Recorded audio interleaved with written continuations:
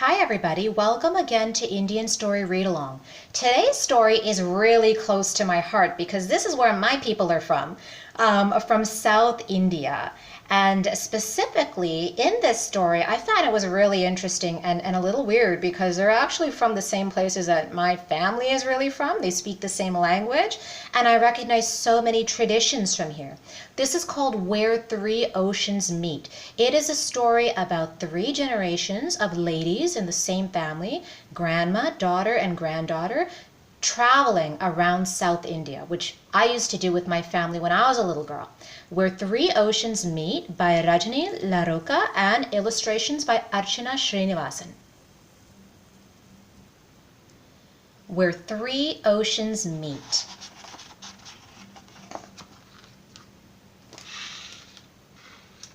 We decide to travel to the very tip of India, where three oceans meet. Party? Party means grandmother. Here's a Tamil word you should know. Party means grandmother. Mommy and me. So there we go. There's a tip. There's a tip of India. Here's a map of India, at least the half of India. And so it goes down like an inverted triangle. And you see there's where they're going down there. And there's the island of Sri Lanka.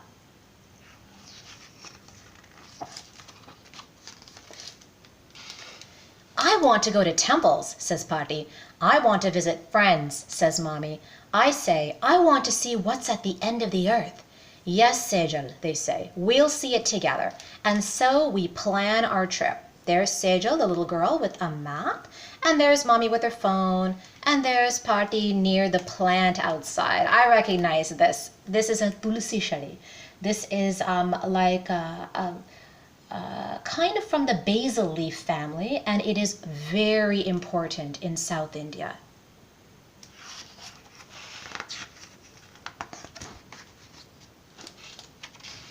So here's how they all communicate with each other. Patti and Mommy speak Tamil. Mommy and I speak English. This was exactly my family. And look what they're doing. Patti's making idlis. Like this is the only thing we eat in South India. And then Mommy is making chutney. She's making chutney for the idlis. And she's making coconut chutney. Like I know everything that is happening in this scene right now. And it's just like it's my family. So Patti and I speak a mishmash of Tamil and English and Kannada. When we are confused, we act things out. This is how I used to communicate with my grandmother as well. She only knew a few English words and I only knew a few Tamil words, but I really had to figure out my Tamil to be able to talk to her. So look, she eats something that's really smoking hot and then she acts out what she's feeling. And then Patti immediately brings her some water or milk. Let's go by car, says Patti. And by train, says Mommy. I ask, can we take a boat? Yes, Sejal, they say. We'll take one together. So they are imagining their trip there. Mommy is tallest, but not by much. I am shortest, but maybe not for long. We pack our clothes. Patti's saris, made of heavy silk, are 9 yards long and cover her from neck to ankle. Mommy's saris are 6 yards long and flutter with bright colors. So 9 yards and 6 yards. 6 yards, if you see a woman wearing a sari, that's what she's usually wearing, a 6-yard sari. A 9-yard sari is tied in a very different way, and sometimes it looks like pants. It looks like she's wearing pants. She's not. It's just 9 yards of straight fabric, and you twist and turn it and do all kinds of magic tricks, and somehow it looks like pants.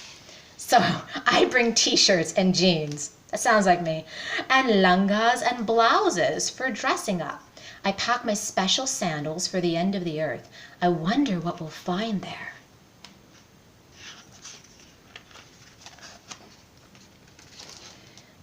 We ride in a car on noisy streets. Patti tells me jokes between the driver's beeps of the horn.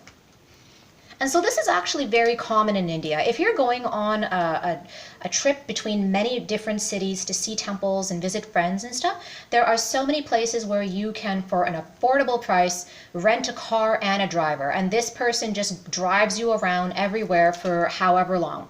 3 days, 5 days, and you pay for the car and the driver.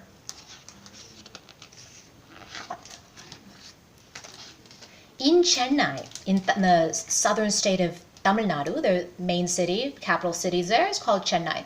Chennai, we share a crisp paper dosa as big as the table. Party eats it with potatoes and onions right there. Oh man, it's so good. Mommy adds spicy lemon and pickle. I like mine with sugar and ghee.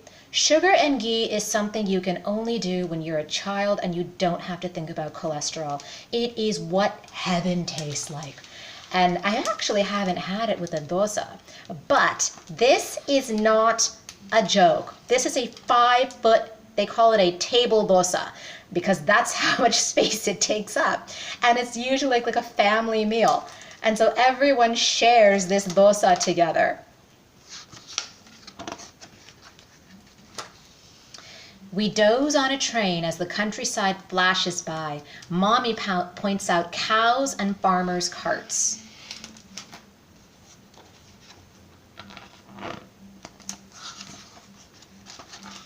In Coimbatore, we visit friends. Coimbatore is another major city in Tamil Nadu. Party drinks tea with the grandparents. So here's what you might see here. You might be wondering, if you are not familiar with India, and especially not South India, why is Grandpa there wearing a dress? This is called a lungi, and it has had many songs made about it. And it's just a piece of cloth. It's like a 5-foot piece of cloth, and men very, very commonly wear it when they're just hanging out at home, even if they're going down the street to the corner shop. There's no shame or anything. It's just so normal to be wearing it. And you need to wear something like that that will let you have some space and some air near your legs in that kind of tropical weather. Mommy and her friend can't stop giggling. I play running and catching, which is exactly like tag.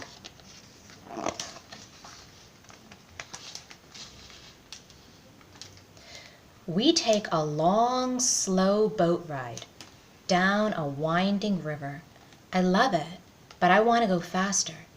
I ask, when will we reach the end of the earth? Soon, Sejal, they say. We'll reach it together. And that's how a boat looks. It looks like a giant plate, doesn't it?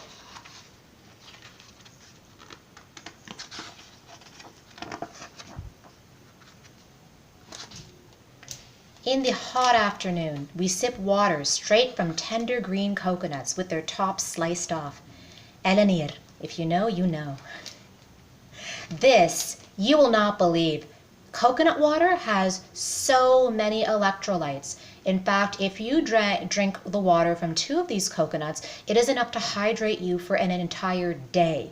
If you ever have a fever, or you're throwing up, or you are violently ill to your stomach, you need to be drinking this. This will replenish all the electrolytes that you lose, and it just comes right off the tree. Can't be any fresher than that. In the cool evening, we shop for bright dresses and jingling bangles. We munch on boiled peanuts sold right on the street. One day, I get the sniffles, and we stay in our hotel room with the fan droning. Party feeds me a sweet musambi, piece by piece, each section peeled. Musambi is jackfruit. I rest my head in Mommy's lap. As my eyes close, I hear them talk. About how Party lost her mother when she was smaller than me. How Mommy's raising me in a place so far from here. How we miss each other as days flow into months and years. I still want to see the end of the earth, but I open my eyes and say, I never want this trip to end. Party and Mommy hold me tight. I've been on trips like that before. With my mom. When I feel better, Mommy brushes my hair, then brushes her own that coils down her back in waves. She shows me how to take 3 sections and twist them over and under again and again into a braid that is stronger than any piece alone. In Madurai, another major temple town in South India, in Tamil Nadu, we visit the temple and see the goddess. We pray for good luck and strength for girls and women. And every time you see one of these kind of mountain type of things, it's called a gopuram. And this is exactly, if you're looking at that, you know you are looking at a South Indian temple. And when we reach the very tip of India, we stand together at Kanyakumari, the place where three oceans meet. Pati, Mommy, and me, one who lives in India, one who moved to America, and one who belongs to both. If you see that in the distance, this is called Vivekananda Rock. It's only in Kanyakumari. We gaze at the water where blue and green and gray connect, and I find what's at the end of the earth. Three entwined as one, stronger than any alone. So here's where the author wrote this from. This story was inspired by a trip my family and I took through South India when I was a child. When I was a baby, my parents and I immigrated to the United States, but our minds were never far from our loved ones in India. Every few years, we traveled back to spend the whole summer with our relatives. My mom and I would go first and stay for 8 or 9 weeks, and my dad would join us for the last 2 or 3. Yeah, it's the same. Dad didn't get much vacation. My extended family lives in the wonderful city of Bangalore, where my family is from, which is filled with beautiful gardens and parks, lots of terrific food, and incredible music and art. One year, a few of us took a meandering trip from Bangalore all the way through South India. This is a work of fiction, but my family, like Sejals, went to temples and visited friends, ate delicious meals, and experienced nature in its glory. We ended up at Kanyakumari at the very southern tip of the Indian subcontinent, where people say 3 oceans meet. And when I looked out into the boundless water, I could see 3 different colors coming together and swirling into one. It's a curious thing about road trips. We tend to think about where we begin and end and the exciting things along the way, but ultimately it's the little moments that are the most precious. When I look back on that trip now, I think of all the minutes and hours and days I spent with my family, how close I felt to them, and how our love has never faded despite distance and time. So here is a map of where they went. So they started off in Bangalore, in the state of Karnataka. There's the state Karnataka. They go west to Chennai, which is at the tip of Tamil Nadu. And then they go down to Coimbatore, which is kind of right in the middle east of Tamil Nadu. And then over to Madurai, which is not very far at all. And then down to Kanyakumari, where the Indian Ocean is. It's really right at the tip of the Indian subcontinent, like they said. This is such an awesome book. I loved it because I felt like not everyone gets representation in every story, and I really feel like this story was about my family. If you know of any stories that we should read on this channel that you think are about your family or where you're from, then please email us at indianstoryreadalong@gmail.com. And if you like this story, then please do subscribe to this channel. We will see you again soon.